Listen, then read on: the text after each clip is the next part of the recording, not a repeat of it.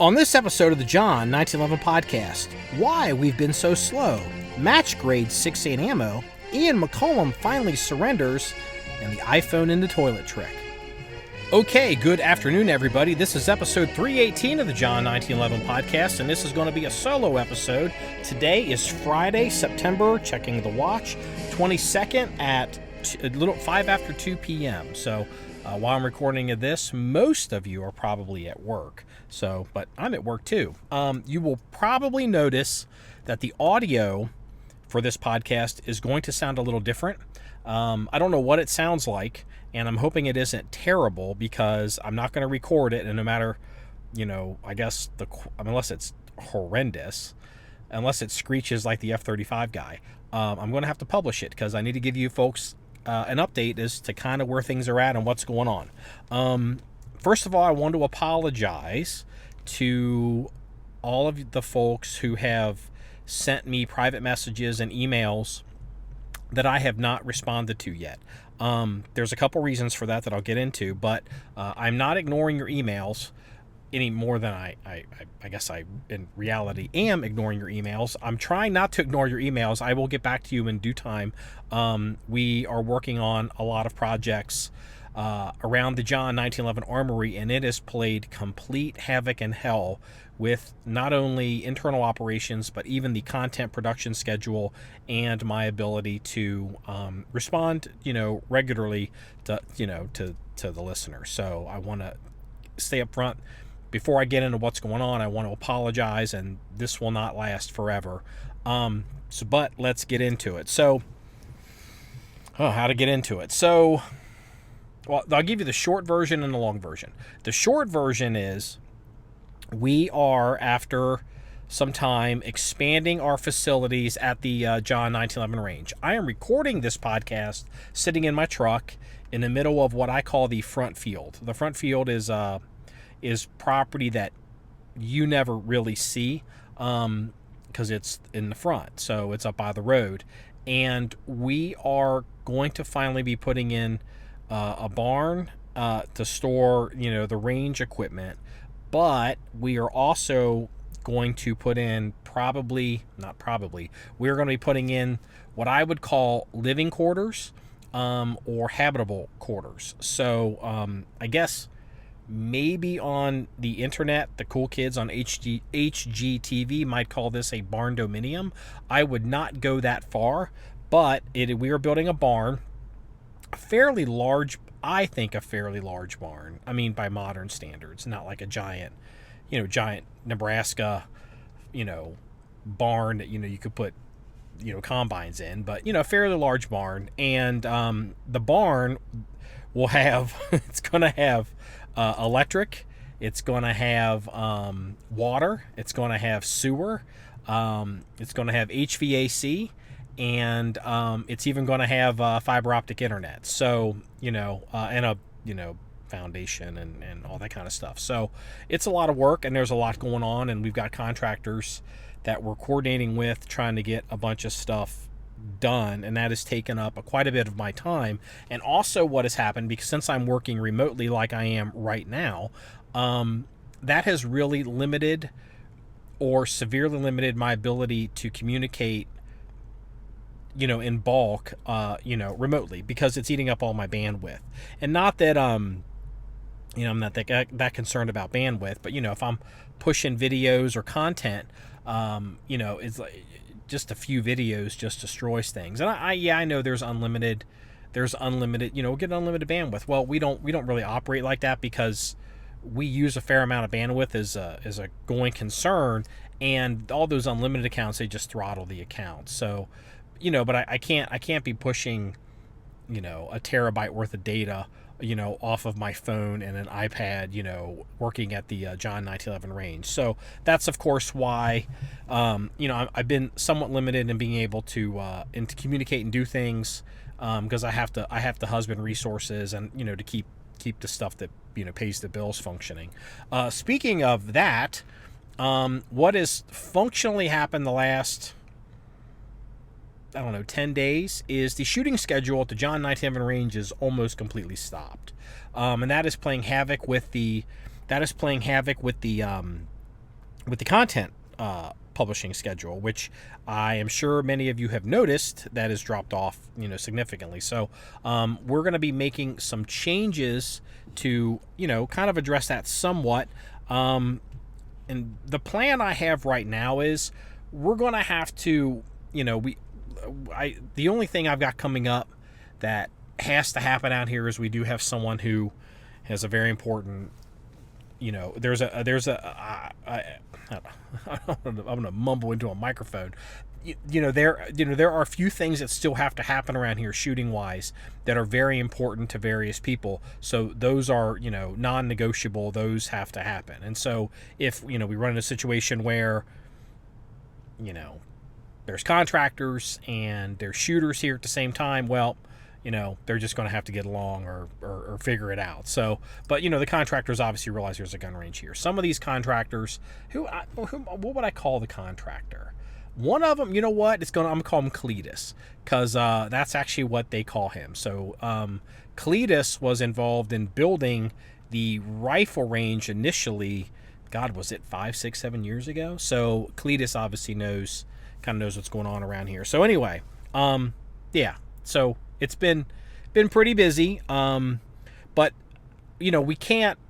It's probably a couple more weeks, maybe a month, of things are going to be pretty tough. So we can't just shut down. Like, I refuse. I mean, I like to publish 5 to 7 pieces of content a week. I believe in that. It's one of my hard and fast rules. Occasionally, we do break that schedule.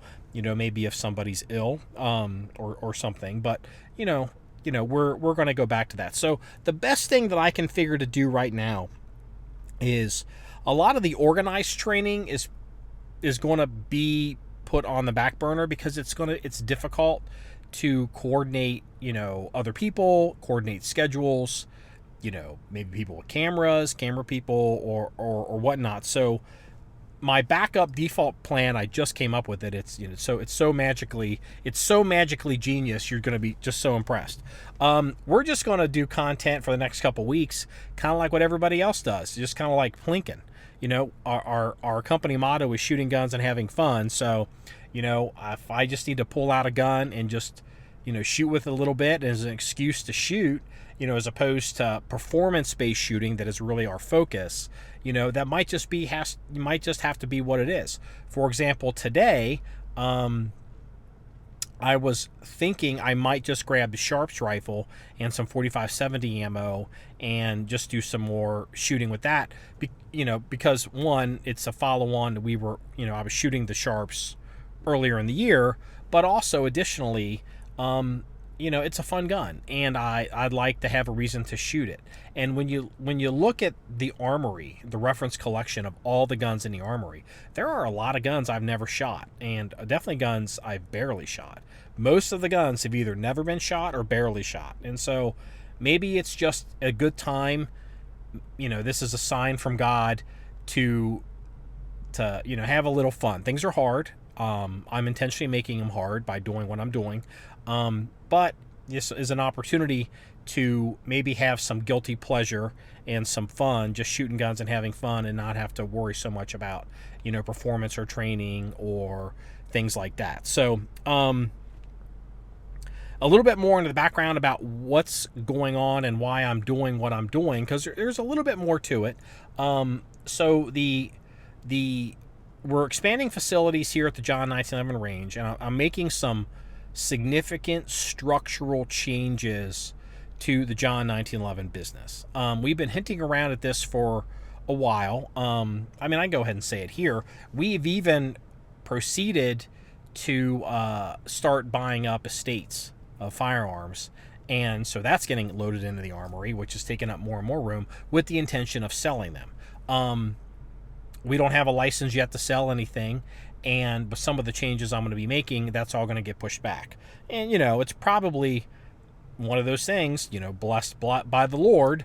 If there's going to be government shutdowns, this is good timing anyway. So, it could have, I suspect that this is serendipitous, to happen. So if you live in Ohio, you have probably Well, if you are a property owner in Ohio, you are probably noticing that the property taxes have gone up quite a bit. Now, I have a fairly significant real estate holdings, either personally or through the business, and so there are property taxes that that happen. So we built a new armory, I don't know, 3.5 years ago, and in that 3.5 years, the property taxes on that facility have been increased 4 times. And it's like, well, real estate's more expensive, inflation, there's all these people, just everything's gone up and up and up. We've all seen that. Well, what happened was, got a new tax assessment in, telling me what the property taxes on the main facility are going to cost next year. And mind you, this is the 4th property tax in 3 years. This is the 4th property tax increase in 3 years. And this increase alone is a 33% increase on the value of the facility. And it's like, holy cow. And if you look, we're already paying a ton in taxes, and just property taxes. And a lot of people probably don't realize this either. Ohio is not the most tax friendly place. And so, and there's like, I know examples of people that have moved to Cincinnati from, say, Boston, and they have said that overall their tax burden has gone up.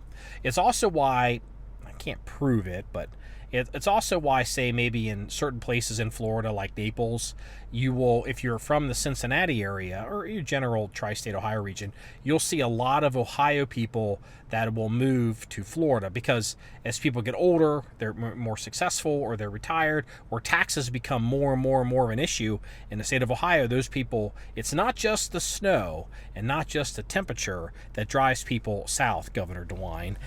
It's the taxes. So it's horrendous. And you're saying to yourself, come on, dude, everybody pays taxes. And it's like, yeah, that's true. Yeah.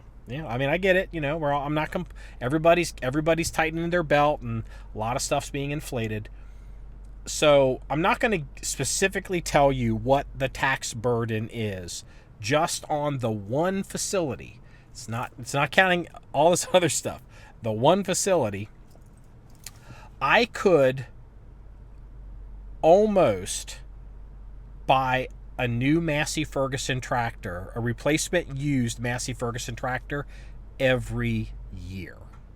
And those of you that are regulars and have followed, kind of that whole process, you realize that's a lot of money. And I'm not ever going to be in a position where I say to myself, that isn't a lot of money. I mean, that is a lot of money. It seems goofy. But also the realization, it's not just the taxes that have gone up. Again, I'm explaining why all of a sudden I'm putting money into the range. It's not just the taxes have gone up. It's like, well, wait a minute. If this is the 4th property tax increase, and this increase is 33, almost 34%. How much is this building worth? And I got a number, and it's 7 figures. And when I say 7 figures, I don't mean it's a 7-figure building. I mean the value of the building in 3.5 years has increased 7 figures. That's profit.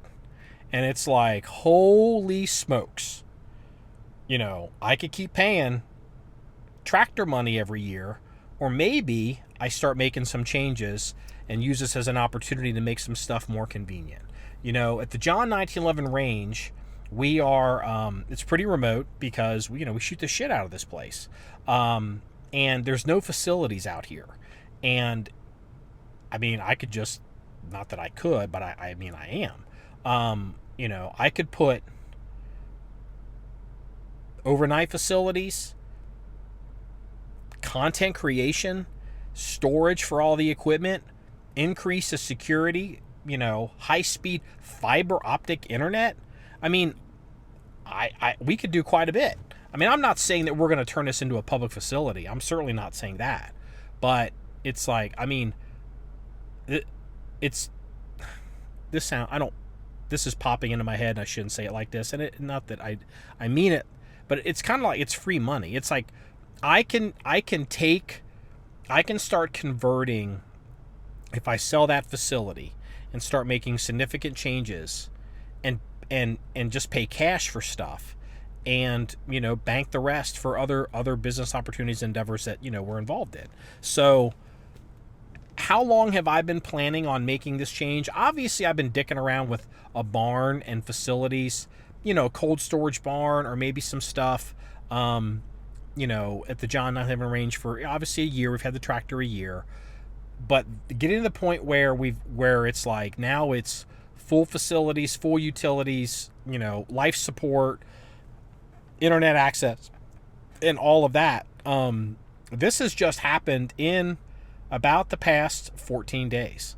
When I got that number and started looking at things, it's like, well, I got to make some decisions right now because everything is hot, and it's like, I don't want to wait, and the new taxes will be kicking in and markets could change. So that's kind of where we are with why everything is slow, content is slow, but I have a plan. We're going to start just shooting guns and having fun. So forgive me if I turn into a FUD and I'm just having videos of, just shooting some gun you guys haven't seen and see if I hit something and, oh, I missed it. I must not have been holding my mouth right, so, forgive me a little bit, but ultimately this will pay off and have much higher quality content. And actually, this will even make the content, when we get functioning, will make it more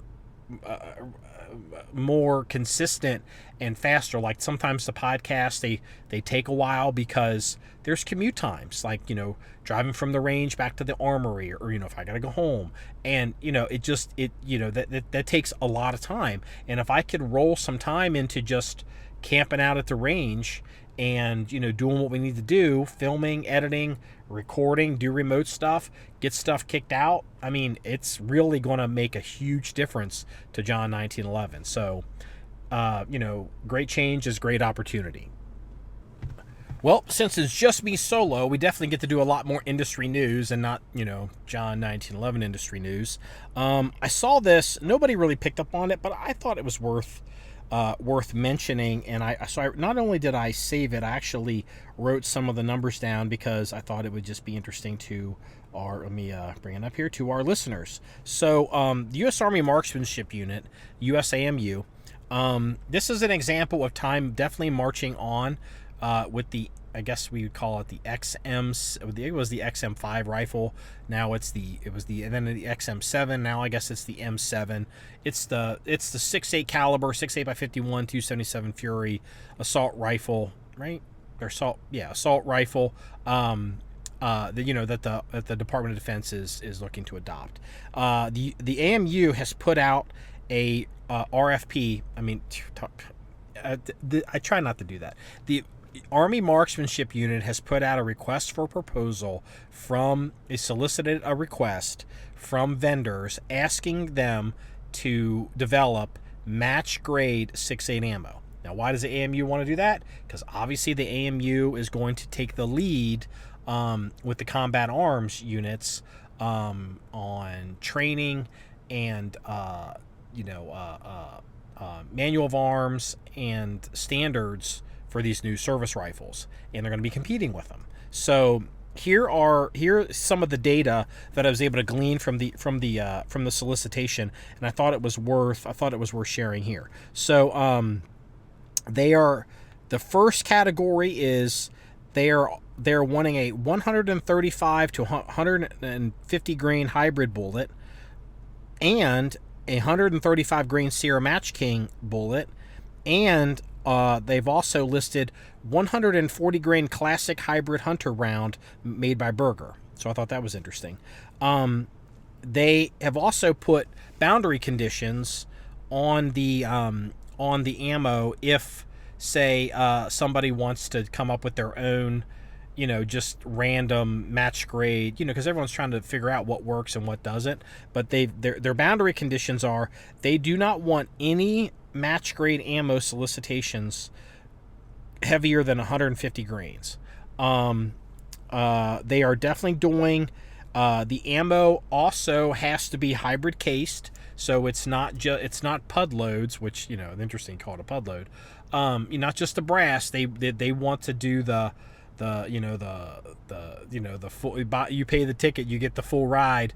Binary 2-piece brass body, steel lower 20% case. That's my percentages. So they can get those hyper velocities. All this ammo has to be, I guess, hyper velocity. It must be. The accuracy requirements are it must be sub MOA in bolt guns. So that's an interesting statement I'll circle back to in a minute. And then it must be 1.15 MOA in semi-auto rifles. So they are looking for 1.15 MOA in the XM7. Now, will the XM7 have an accurized version? Will there be a sniper version? No one said any of that, but I mean, it's certainly interesting. Maybe there's even a sniper accurized designated marksman XM7 M7 rifle already floating around, because they got to have a gun to test this stuff in. And then circling back to the bolt gun, it's like, well, it certainly makes sense that you would see services that do run bolt guns or would want to mess with bolt guns. They're going to chamber it in 6.8. They're not going to chamber it in a round that they're going to chamber it in a round that that they can logistically support from mama. And especially if you have, I don't know, like maybe a sniper with, maybe inside the 82nd Airborne or something, and whose supply tail is definitely really hooked into the division. So I thought that was interesting. Maybe it's possible, and I'm saying this because for you, Mongo, to listening, it is possible that the bolt gun requirement could just be a test bed where you see these all the time in industry setups where they basically take an action, they screw in a barrel, they set the headspace, and they bolt it down to a block, and then they shoot the accuracy standards out of those. It's not an actual functioning rifle, so it'll be curious to see if if we see a 6.8 bolt gun. I mean, there probably is one. I just haven't even paid attention to it. So, but off the top of my head, 135 to 150s, sub MOA bolt guns, 1.15 MOA in semi-auto. They didn't say precision rifle or designated marksman. They said the solicitation says semi-auto. And I guess the final thing I will add, and I'm not throwing gas on the fire, because actually I'm not negative on this program at all, and I'm not negative on the round, and I'm not negative on the move. They want to do it, they can certainly shoot what they want and do what they want. I mean, I don't know how to run the Army or the Department of Defense, and neither do most of you, even if you've been in. If they say they want something, they must need it.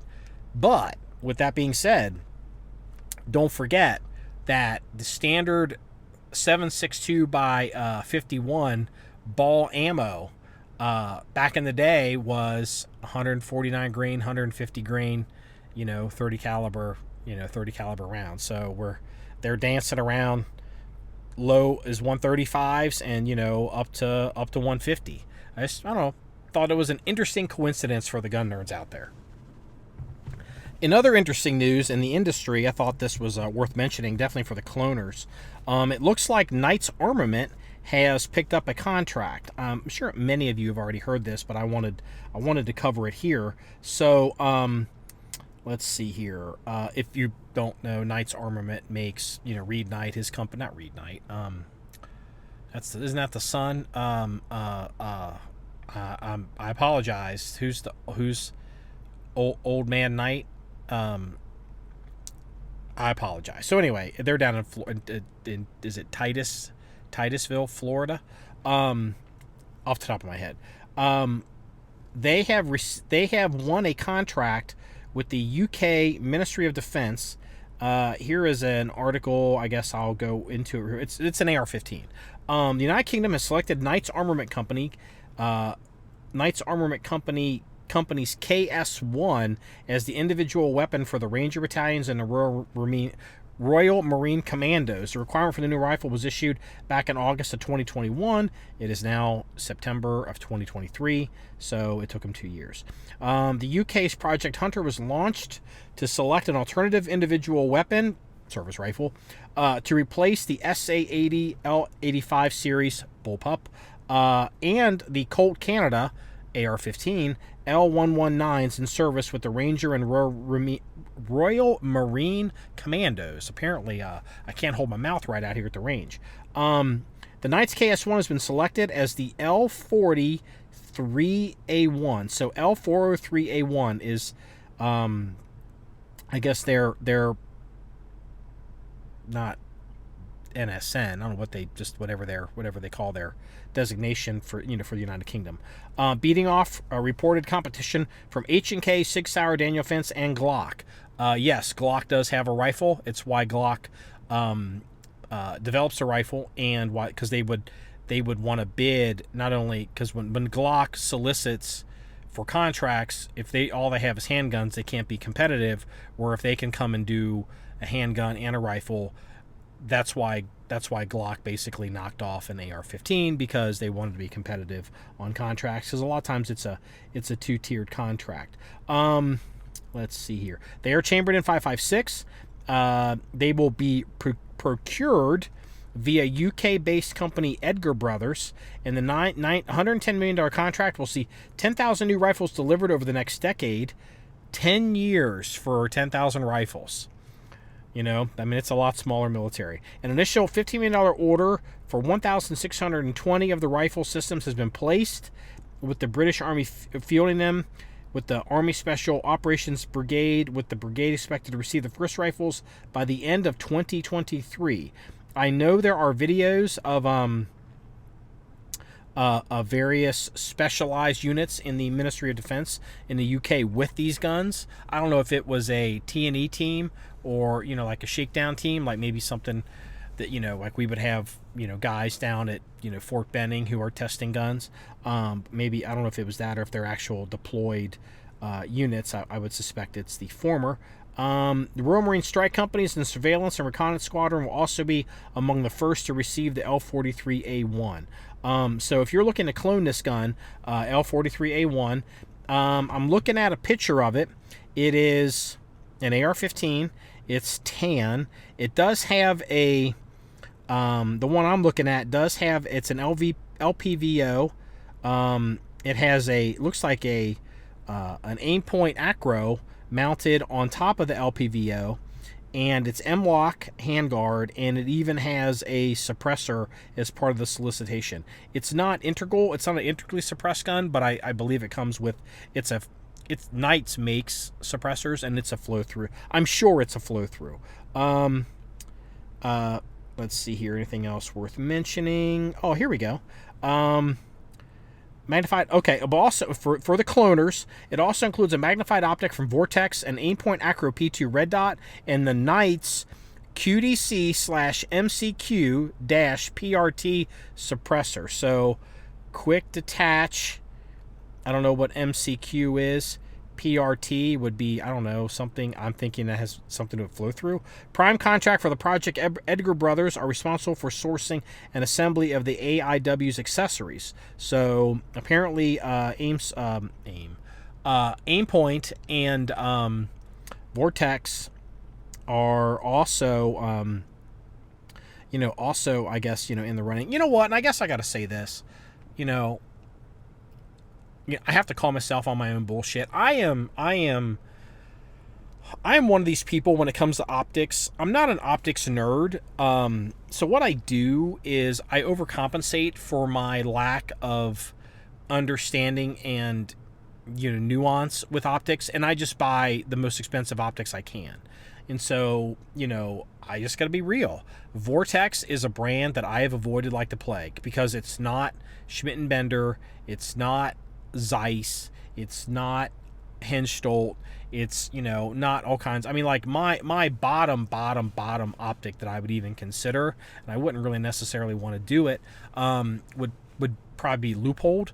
I even put Steiner above Leupold. I think, I'm comfortable with that statement. So, Vortex, I've talked to the Vortex guys. I've looked at their cutaways at the shows. We've done some stories on them.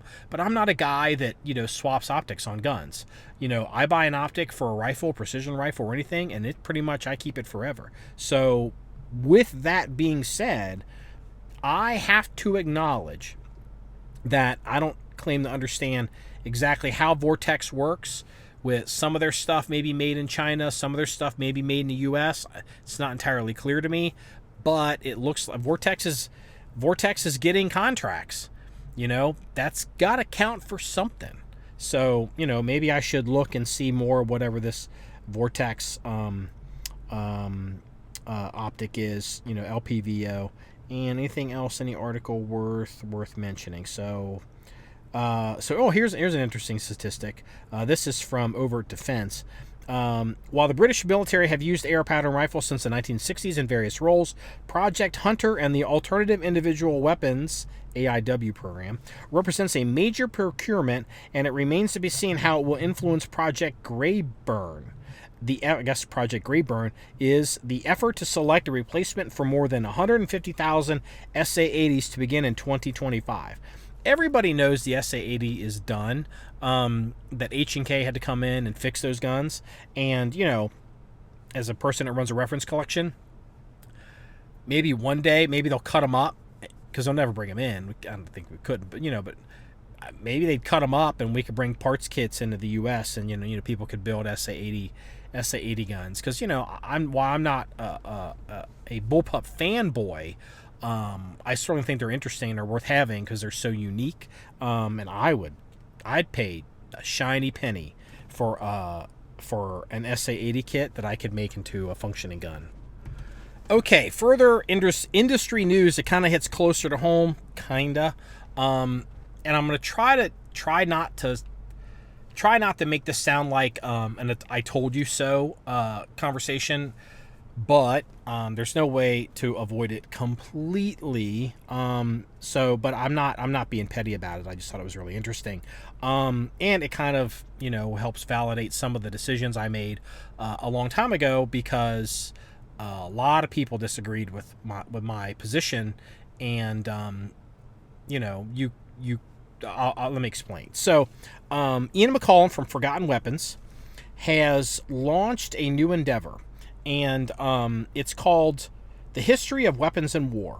And what it is a video portal, essentially, for the layman at home. It is it's an app that you can download, I think, probably to your phone. It is a website that you can log into, and it is a channel that will stream on various platforms like Apple TV, Vimeo. I don't know if it will stream on Vimeo, Apple TV, and Roku, and some other things. I'll go through the list here in a little bit. And it's for the content. So it is, I think, $9.99 a month, and $99 a year. You get a discount if you prepay for the year. And what it is it's obviously it's a pay service, but it solves a fundamental problem that Ian McCollum has. And Ian McCollum is Ian McCollum definitely has this problem. Nut and Fancy has this problem, and Hickok 45 certainly has this problem. But I think probably it affects Ian McCollum the most. It already kind of hurt Nut and Fancy. The problem is, like, take off my gun channel hat and put on my business hat.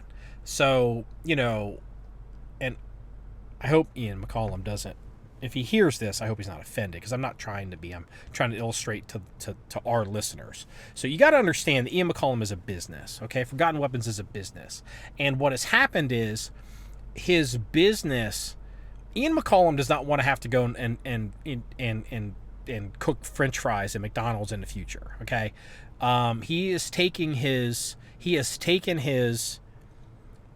small passion project endeavor, maybe it was never that in him. Maybe it was always going to be something huge. And it has turned into his main source of income. I'm certain not only just for him, but for his entire family. And so it would be very difficult and traumatic if he were to wake up one day and his income were to be cut in half or go away or be seriously damaged.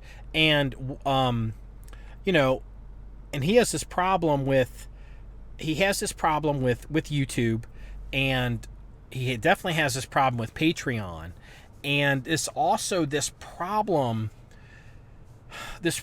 is also something that comes up every time a new social media platform comes down the pike, okay? And we get hit with this crap all the time. People come at us and they're like, get on.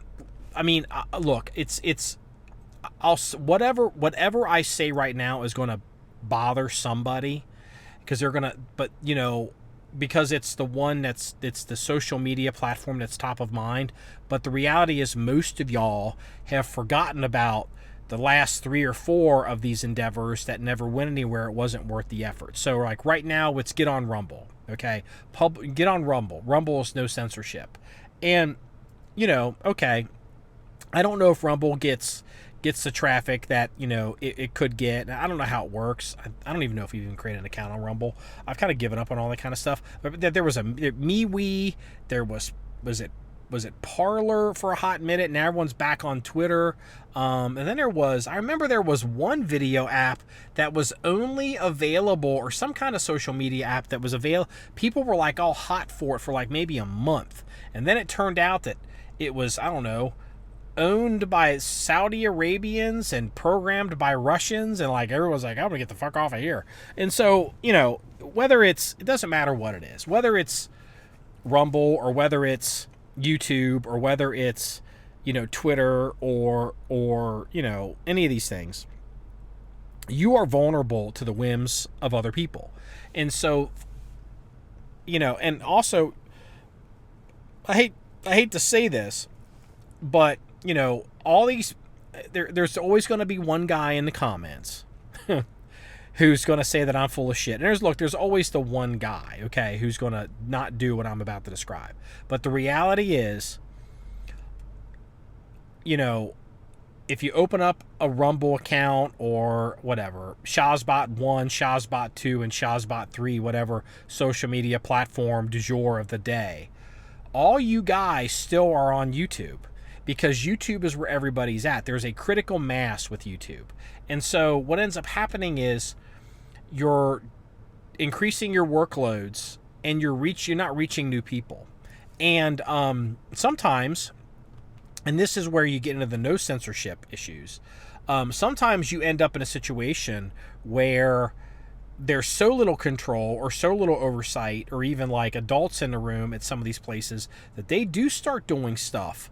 Everyone's like no censorship, but, I don't know. Do I want my videos running next to Al-Qaeda 3.0 recruitment videos? Like it's John1911.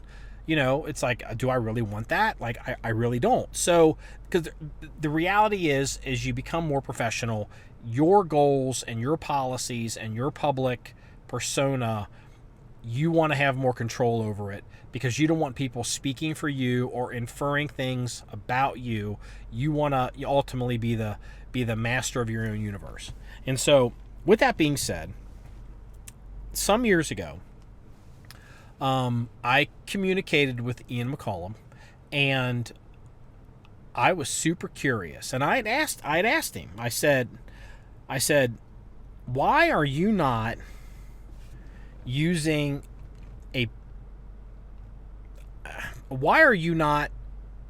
hosting your own videos on your own website or doing it like that? Aren't you worried about YouTube, damaging your brand or damaging your channel or worse? And he told me, and this is where I'm not trying to be whatever. He said, number one, he said, I'm not going to say quote. He said he seemed very disinterested in spending any money, to spend even a penny, paying somebody to host videos, his videos, because he can just host them on YouTube for free. And he was also of the opinion, that he never thought YouTube was actually going to go away.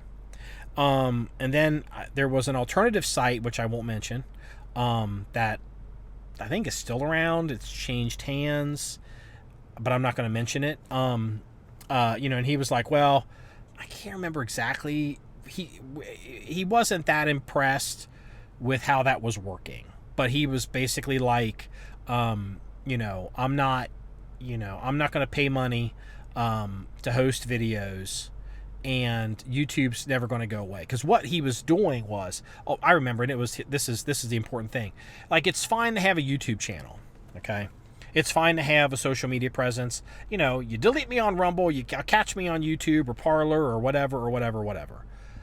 But I noticed, because when we're building John 1911, I went to, if I see a guy on YouTube, I don't normally go to his website, and I probably shouldn't say that because we're John1911.com, but they got to be real. And I was looking at his website, and I noticed every single video that Ian McCollum had on his website was not actually on his website. It was on YouTube, and it was a video embed. So basically, if you watch a video on Ian McCollum's website, you're technically watching it on YouTube, which is very beneficial for multiple reasons. Number one, and this is the thinking at the time, okay? So this is in his defense. And I'm not just singling out Ian. There's all these guys out there that made these decisions, and, but you may not recognize the names, but he's the easiest one to say. Is number one, it provides a critical mass of monetizable traffic.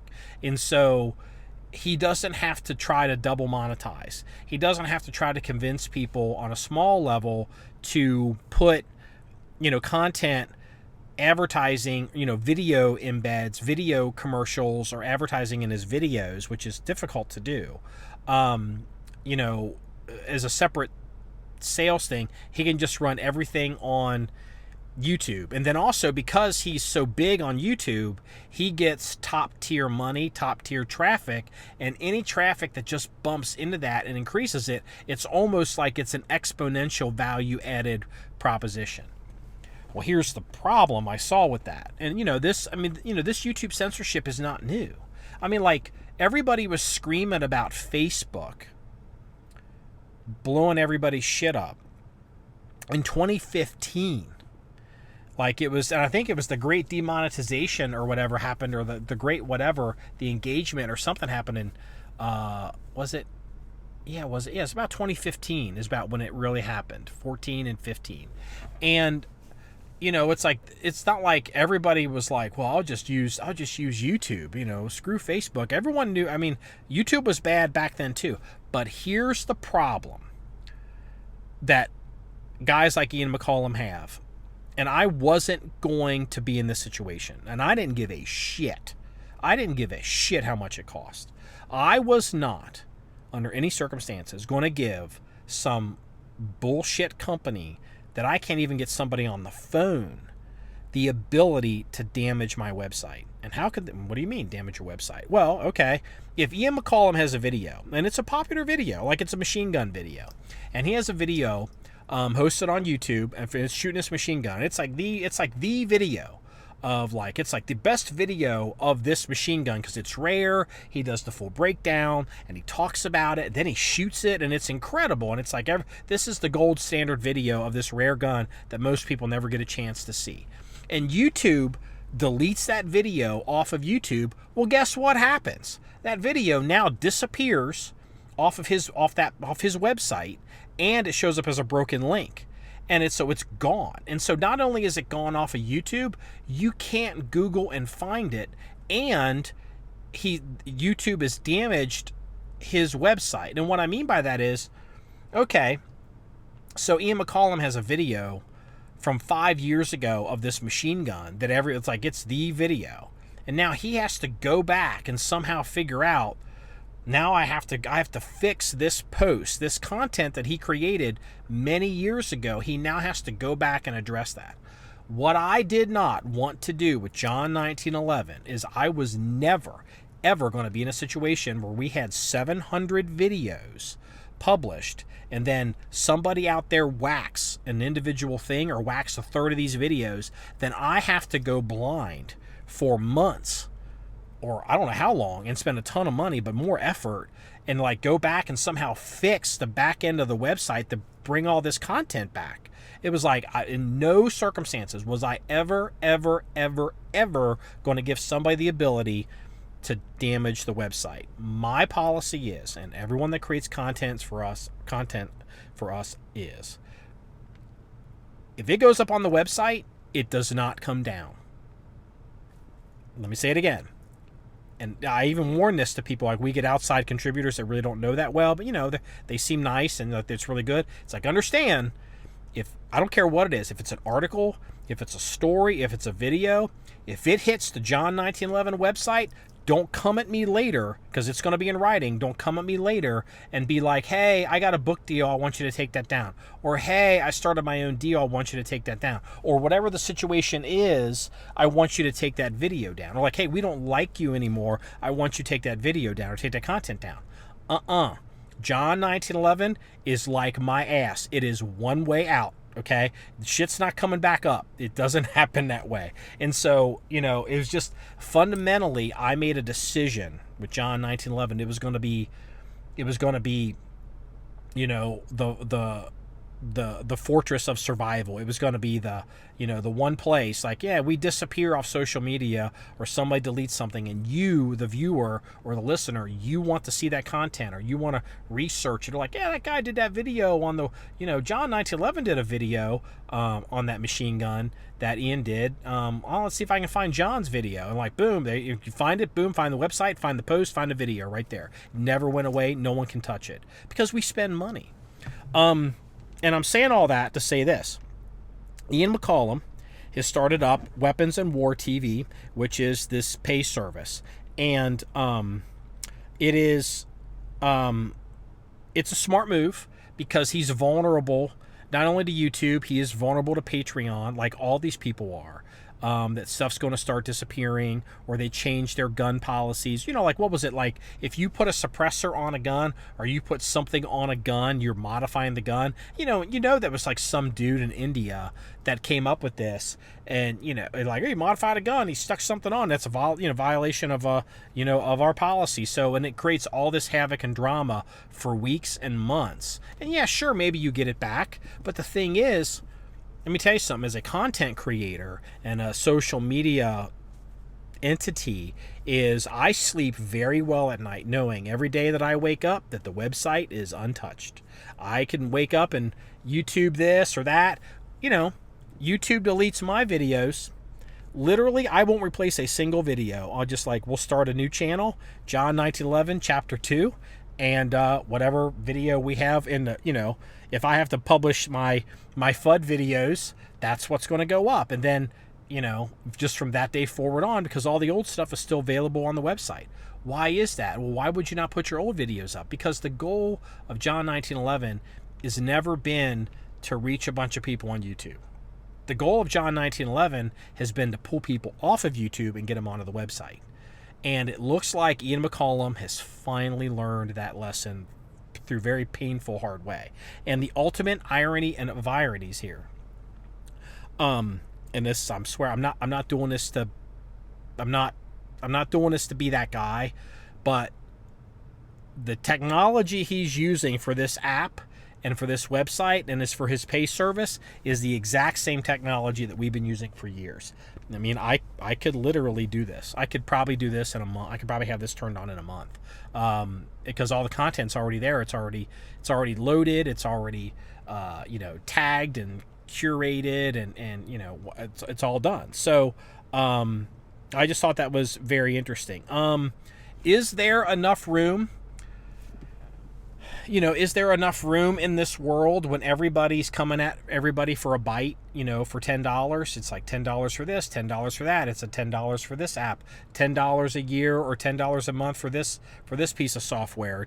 What was it? BMW tried to do $10 for, for the heated seats.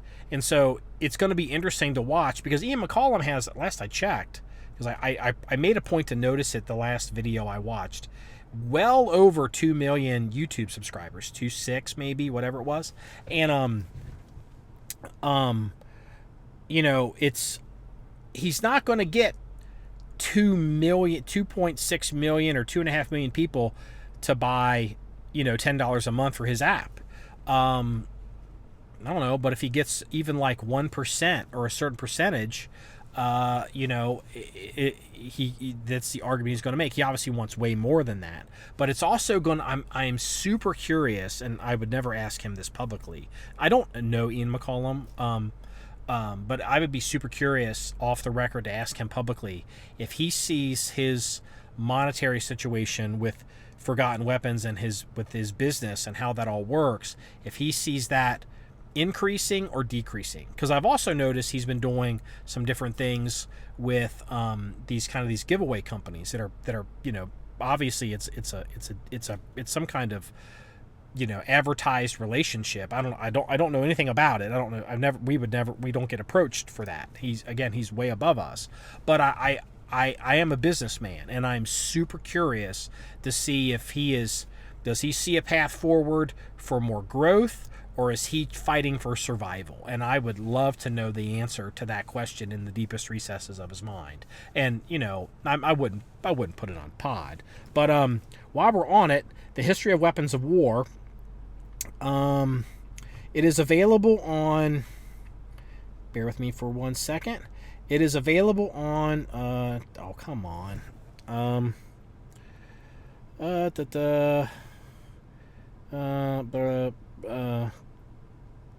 gonna. I can't find it. So, well, hell, yeah, and it's Vimeo. Well, I don't know if it's on Vimeo. I think I said it. So it's Apple, Roku, and here we go. I think it just came up. It's on this home. I think it's on the homepage. It's available on iPhone, which is probably through Apple TV or an app, because I see the app. Apple TV, Android TV, Roku, and Fire TV. I don't watch television, so I don't really see a whole lot of that. He has actually teamed up with some other content creators, and it's a pretty good list. I'm familiar with most of these people. I don't really watch all their content, but I will say this: on one, he has to diversify. And I don't know how the relationship works, but I would say it's a lot of what I would call the content creator cool kids, because there's definitely like this group of these dudes that all seem to kind of like know each other, because they're probably at a certain level, and that seems to be what's going on here. So he's got a group called the Armorer's Bench, which I think I've heard of them. I think they're in the UK. The Royal Armories, that's Jonathan Ferguson. They're definitely in the UK. Legacy Collectibles, that guy is in Philadelphia. I've done business with somebody down the street from him. British Muzzle Loaders up there in Canada. 9-Hole Reviews, they're down, I think they're maybe in Louisiana. They're south of us. Classic Firearms, which is the retail. Nope, wait a minute. No. I take that back. Not Classic Firearms. It is called capandball.com. Classic Firearms at capandball.com. Not Classic Firearms, the people that sell guns. Forgotten Weapons, obviously, and Bloke on the Range.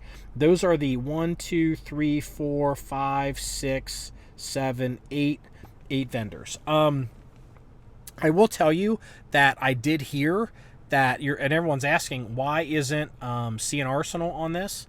And they were apparently approached. C&R Arsenal was approached.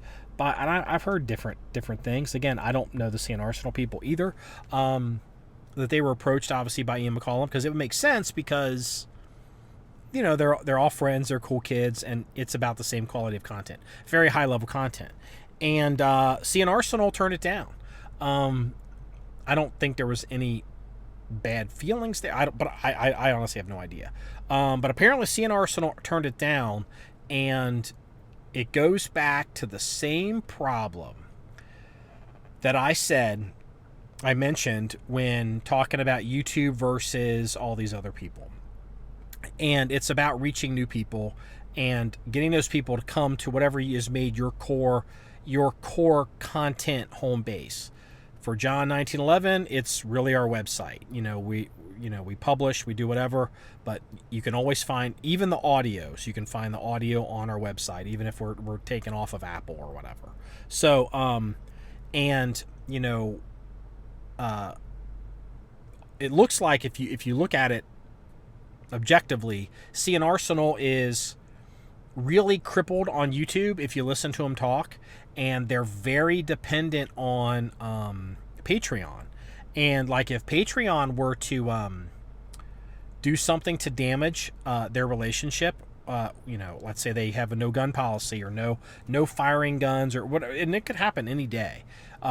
See an Arsenal would, I shouldn't say bankrupt. See an Arsenal would be in big trouble because they're so locked in to their source of income comes from Patreon, and maybe it's something else too, but I believe it's Patreon.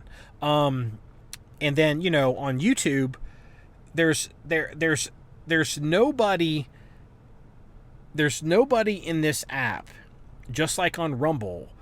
If we publish content and have to monitor comments and curate and deal with everything on Rumble, there's going to be nobody that we reach on Rumble that we are already reaching on YouTube. And so why would John1911 want to put a bunch of effort into having to babysit all these different social media platforms when I'm already reaching those same people? It's just increasing my workload. And as you can tell right now, I'm busy as fuck. I can guess, I don't know this, but I would guess that the See an Arsenal people, they seem like they are extremely busy, and this just doesn't seem like it would, it's just be more work for them. And it's not not something that, would get them to grow. So I don't know, maybe it's worth See an Arsenal taking a more serious approach towards building their own website. But, if you look at this, what Ian McCollum is doing here in Forgotten Weapons with Weapons and War TV is really just a different gear of what we're doing with John1911. He's trying to create his own untouchable fortress that he can have his content monetize against it and reach people. Now, he's decided to leverage that with a bunch of curated cool kids because he has those relationships, and it's going to be super curious to see what happens. And also, I guess I would ask myself, I should probably go to ForgottenWeaponsWebsite.com and see if Forgotten Weapons is removing those YouTube embeds and probably switching to the service that we use to embed their videos as opposed to, I'm curious if Forgotten Weapons is also trying to fortify their website while also making this pay channel. And I realize I'm kind of musing about stuff a lot of you may not be interested in, but these are kind of things I think about.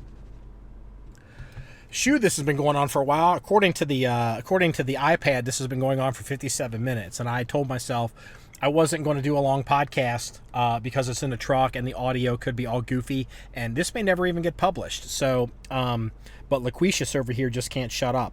A couple interesting things. We'll do some fun stuff, and then we'll get into the police blotter and we'll go ahead and toss it. First thing, a little pop culture. Those of you, I am 52.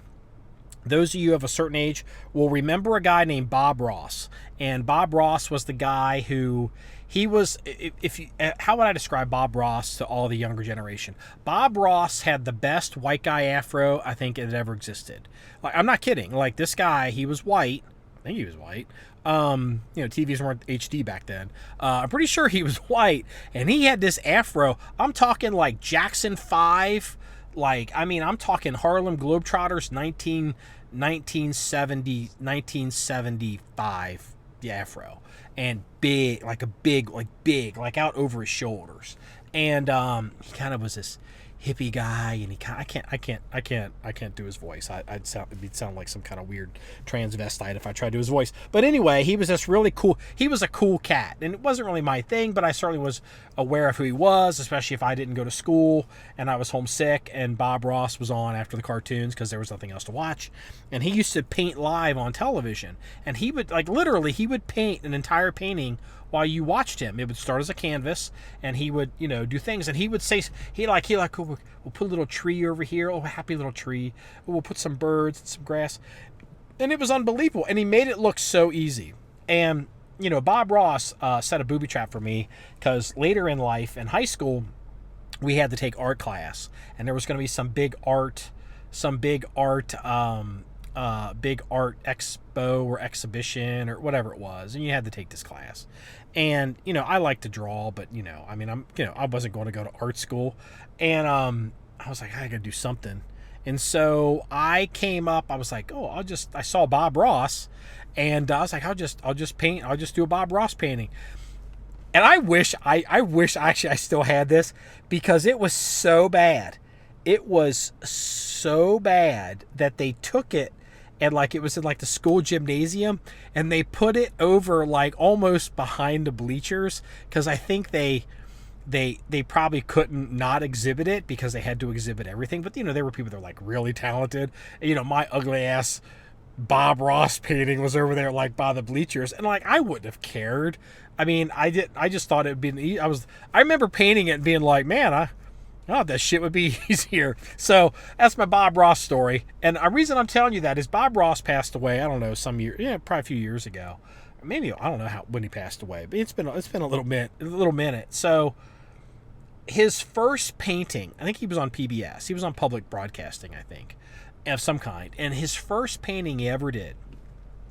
And mind you, he was on television, so I don't know if he did one a week. I don't think he did one every day, but he probably did at least one a week. So, you know, I don't know, figure 40 weeks a year probably. I don't know. Television, maybe it's 20 weeks a year. So, you know, and I don't know how long he was on TV, but I mean, that's a lot of paintings. His first painting he ever did, I had heard that, I guess a guy that worked in the studio, when it was over, I was like, hey man, I'll give you some money for that painting. And, you know, bought it, like, I don't know, for whatever it was. It might have been, you know, maybe a couple $100, or maybe it was whatever, but, you know, it was probably a good painting. Well, it came up for auction, or it's up for auction right now. And it is for auction for $10 million right now.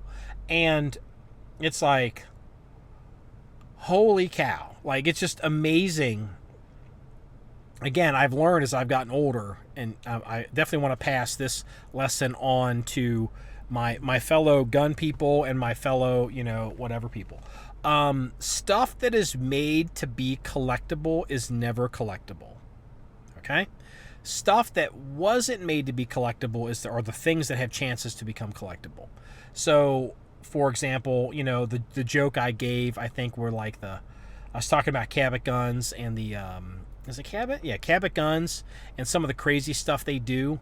You know, maybe the meteorite gun might be collectible, but a lot of it's like the Elvis Presley Time Life plates, you know, or, you know, like people that talk about, you know, Mustang and Camaro and Corvette people are like this, like, you know, like, I don't know how many Corvettes and Mustangs they make a year, but they make a lot of them. But then, so I remember, like, there was this car, and it was a black Mustang. I was into Mustangs. It was a black Mustang. It was the body style after the Fox body. It was a black Mustang. It was convertible. It had a white top and a white interior. So black. It was black car, white on white is what they called it. White top, white interior. And I remember at the time they were. I don't know if this was it. Was it like you could win it at a casino? But one of the selling points, it was some kind of grand prize somewhere. And one of the selling points was it was a rare white on white Mustang. And it's like, you know, it's like, ooh, it's rare, white on white. And it's like, you know, or you'll see, you know, these Camaros and be like, well, this is a rare car because it's one of the few cars that's like got the red stripes as opposed to the white stripes or something. It's like, well, how many? I'm like, well, there's only like a few thousand made with the whatever, the white on white or whatever. And it's just like, dude, just stop. I mean, you know, but, you know, Bob Ross was kicking these things out, and the first one, $10 million. This guy on public television. I'm just blown away by that. Good for, you know, good for Bob Ross, you know. I mean, for whoever got that money. So, the second thing is I thought was worth mentioning because it was just, I think it's a feel good story. I mean, kinda. The Marine Corps F-35B, so it's the VSTOL vertical takeoff airplane that crashed outside of Charleston and it disappeared. And I love the people that are like, how come we can't find a stealth airplane? Because it's stealthy. Well, we have some kind of, it's like, we got to make it so we can track. Well, there is an IFF squawker thing, but you can't turn those off because you don't want to add an extra tracking thing on your stealth airplane because, China, just saying, like, people can hack your phone to hack your fucking airplane, which is, that statement is not a made-up concern with some aspects of the F-35. But neither here nor there. So the plane, I guess, was on autopilot. For some reason, the guy bailed out of the airplane. I think there are questions as to what happened. I think people are trying to fill in the blanks. It seems a little weird, but maybe it was an accident. Maybe he, was doing something in the airplane, actually hit the ejection seat and punched him through that glass, and the plane kept flying. So anyway, they couldn't find a plane for a while, but they did find it, and they interviewed this guy, and I'm calling him F-35 Screech guy, and he's a black gentleman. I think he said he was 73 years old.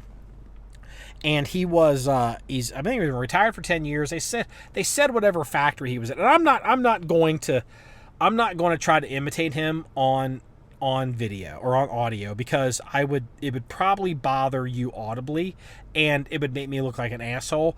But I want to say this. This guy is hilarious. And I don't mean hilarious in a sense of he's describing the sound of the airplane flying over and the sound crashing and what he thinks and what could be going on and whatever. I'm not laughing at him. He's so enjoyable. He seems like such a genuinely interesting guy. I'm not going to say he has this everyman quality because he's a very unique person, but it's like, man, I like to hang out with that guy. I mean, I'll put the video up in the comment section, but that is, it kind of reminds me of a guy I grew up with named Skeeter down in Virginia, wore a big hat like that. And you just have to see the video, but I don't know, something about, I'll call him Skeeter. Something about Skeeter, I don't know, just warms my heart because maybe it reminds me of some people I knew as a child back in rural Virginia. Yeah, so if you get a chance to see, if you haven't seen the F-35 Screech guy, just understand that, the news channel, their job when the camera crew shows up, whenever there's a big story, they look around and they try to find the most interesting or crazy person they can, and they stick a microphone in that person's face so they can get a comment on what they have to say. So just keep in mind, if you're ever at some kind of scene of the accident or scene of the event, and they stick a camera in your face, you're that guy. Okay, gone over an hour. Let's get the police blotter and let me go ahead and toss it. So, the first story, and some of these are just, I'm not going to go into the details on them, but they're worth mentioning because they are worth mentioning. And this is like a peccadillo of mine. I've actually even published about this before. I don't know the flight. We'll put the story in the comments section. But a 16-year-old girl had to get up and use a restroom on a commercial airliner. She went to go use the restroom in the coach, whatever they call the class she was sitting in. She certainly was not flying first class. And there was a male flight attendant. He's like, "Oh, honey," I think he told her like that was full or that was whatever. Go ahead and use the one up in first class. And so then she starts to head up to first class, and he's like, "Oh, hold on, I got to go in there and I got to fix something with the." I don't know if he told her he had to fix something with the toilet or do something, but basically, long story short, what this guy did, allegedly, because he was removed off the aircraft, and he might have even admitted it. So. And what he did is he took an iPhone, turned on the video camera, and used some kind of service stickers, like this is being serviced by the airline. And he placed the camera on inside the lid and taped it with these stickers.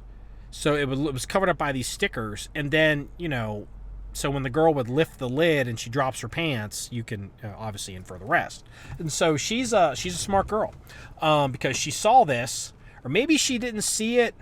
Maybe she didn't see it right away, but she saw it when she got up. But I've seen a still image of this camera, and even like the light is on. And she took a picture of it. She was like, "What the fuck?" She took a picture of it, and she went back and told her dad, and dad comes up. and the camera had been removed, and obviously, I mean, hey, you're a dad and a 16-year-old girl, and somebody messing with your family. It's party time. And so the plane ended up landing. The police came on board.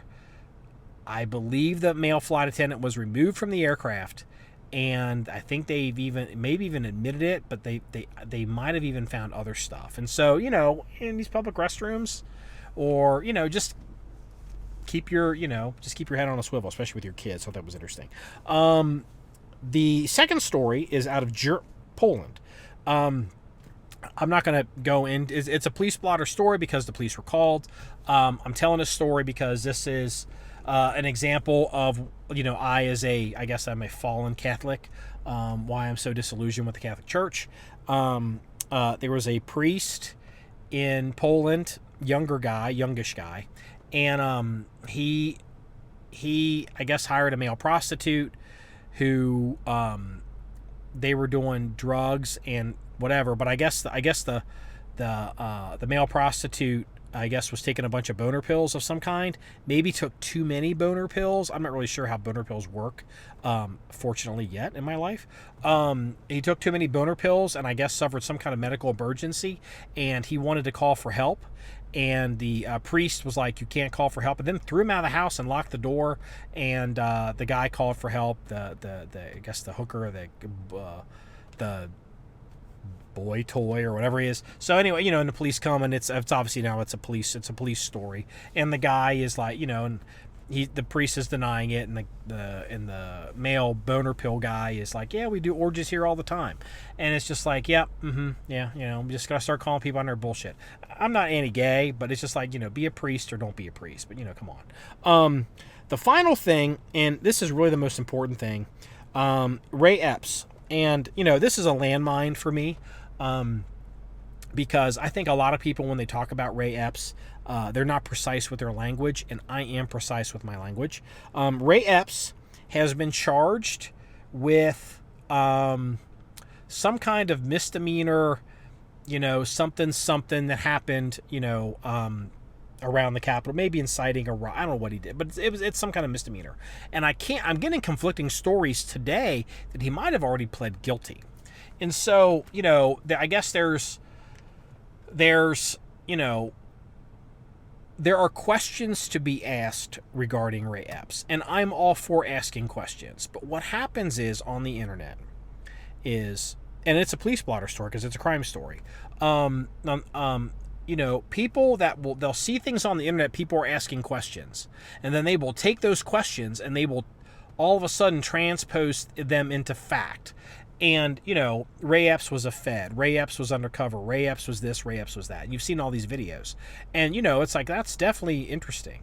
But it's like, well, I don't know. Just like the kid who was in Washington that everybody on the right likes, who, the Covington Catholic kid, where the Indian got in his face and they just have a little camera, and they try to say that the kid was somehow intimidating the Native American whatever protester with his whiteness or some bullshit story.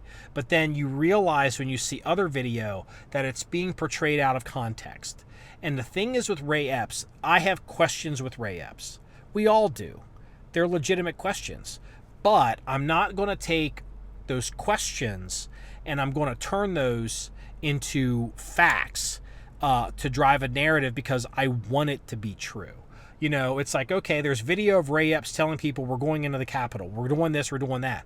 Well, I don't know. Was Ray Epps surrounded by 10 other people that were doing that as well? Are they taking that out of context? Like, I don't know. Like, are they saying Ray Epps, Ray Epps was apparently the president of a local Oath Keepers chapter. Is that even true? I read that on one source. Then he left the group because supposedly they were too radical for him. And it's like, okay, well, and then it says he voted for Trump in 2016, voted for Trump in 2020, saying that he also has come out and he still believes that, the election was stolen for Trump. And it's like, okay, what concerns me with the Ray Epps story is what if Ray Epps is innocent? I'm not saying he's innocent. What I'm saying is, it's a question worth asking. Like, I would hate, like, I mean, somebody takes some videos of me and puts them on the internet. Like, just imagine this for a minute. Imagine Ray Epps is innocent. Imagine Ray Epps is just like you. I'm not saying he is. I have questions. I've already established we all have questions. And questions need answers, okay? But just imagine for a minute, just as an academic exercise, what if Ray Epps is innocent? What if Ray Epps is just like you?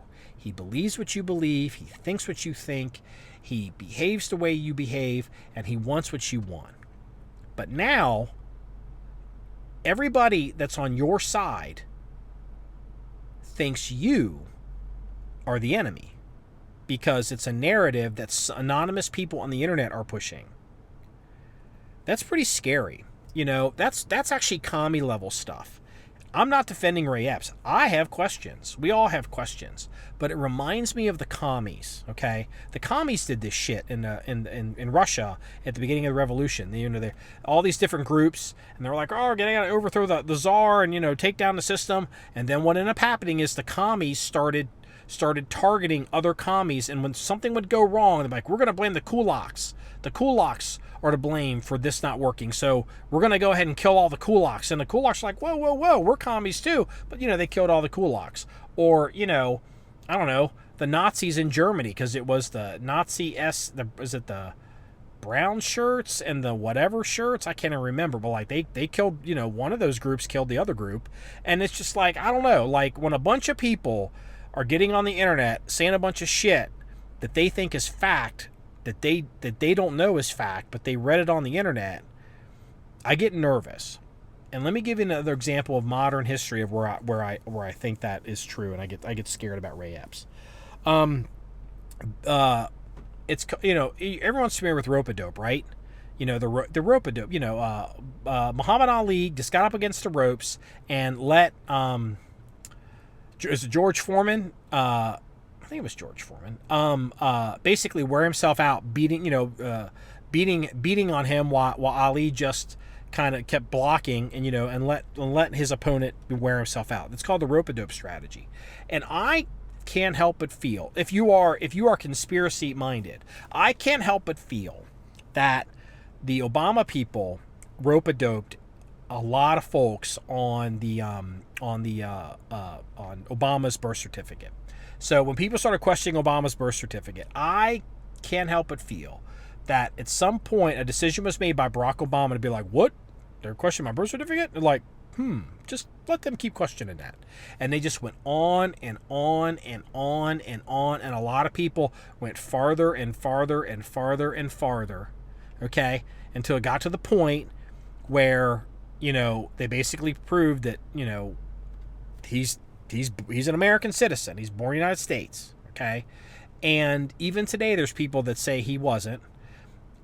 But it's so discredited so many people because, they're just crazy conspiracy theorists. When real things come down the pike, like the laptop from hell, this for Hunter Biden's laptop, you're able to discredit everybody because they're the same people that got rope-a-doped. And it's like, I'm starting to wonder if there's a lot of people on the left that are intentionally being cagey about Ray Epps because they're just rope-a-doping you. Okay? Now, again, I have questions about Ray Epps. And so here's some of the questions. Ray Epps was charged with something recently. He showed up on a wanted list, then he was removed from the wanted list, and now he was charged, and I guess maybe he pled guilty, maybe he didn't, I think he pled guilty. But, Ray Epps has also sued Tucker Carlson and over being roped into all the conspiracies with the voting machines. And it's like, okay, well, if that's true, if it's a lawsuit and it's money, and then Fox News and Tucker Carlson are allowed for discovery to defend themselves. They don't have to pay Ray Epps money if he's some kind of undercover confidential informant, undercover UC or something. Okay, and it's like, that's interesting. Why sue? And it's like, I'm getting more and more suspicious on the Ray Epps story. But again, I can easily make the argument, so Ray Epps, maybe Ray Epps is like the FBI monitoring the Ku Klux Klan in the 50s and the 60s. There was an old joke that used to be in the Justice Department that when the FBI there'd be a Ku Klux Klan meeting, in the 60s especially, but in the 50s and in the 60s, that more than half the people, or sometimes all the people showing up would be undercover FBI agents or informants. And so I don't know. Is Ray Epps, not only was he an agent provocateur in Washington, was he also an undercover agent for the whatever, was it the Oath Keepers or whatever group he was involved in? I don't know. I'm allowed to ask legitimate questions. I'm not saying Ray Epps is innocent. I'm not saying Ray Epps is guilty. I'm saying I have questions. But I think a lot of people, when they get confused, because they confuse what they know is true versus what they want to be true. And that's where you get discredited. And so that's why I wanted to mention Ray Epps here today in the police blotter. Hopefully I don't get too much blowback on it, but you can't cancel me because we got our own website.